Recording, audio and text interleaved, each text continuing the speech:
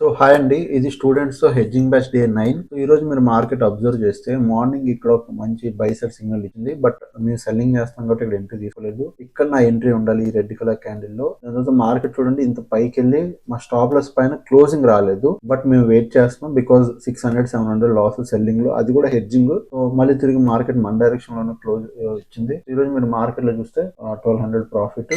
Okay, so ఇది overall గా book చేసుకుంది. అండ్ మంత్లీ పొజిషన్ ఏదైతే చూపిస్తున్నానో మీరు మంత్లీ పొజిషన్ చూడండి. మళ్ళీ మనం రీఎంట్రీ తీసుకున్నాం కదా, నిన్న మనకి ఎంత 7000 దగ్గర లాస్ చూపిస్తుండాలి. ఇప్పుడు మీకు ప్రాపర్ గా చూపిస్తుంది చూడండి. ఇగో ఇక్కడ చూడండి, లాస్ట్ మనం 7000 బుక్ చేసుకున్నాం. ఈ రోజు ప్రెసెంట్ రీఎంట్రీలో 1300 ప్రాఫిట్ నడుస్తుంది. అంటే ఓవరాల్ గా 6000 లాస్ వచ్చింది.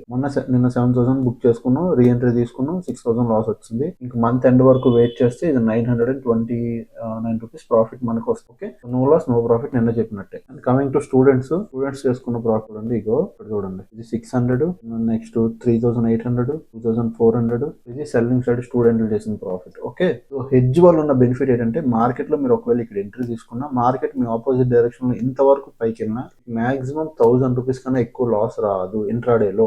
మీ డైరెక్షన్ లో వెళ్తే ఈజీగా 1200, 1300, 1400 తీసుకోవచ్చు. So 1:1 or 1:2 risk reward follow అవ్వచ్చు. హెడ్జ్ చేయండి, బెనిఫిట్ చాలా ఉంది. ఓకే, నన్ను ఫాలో అయితే అయిపోండి. Thank you.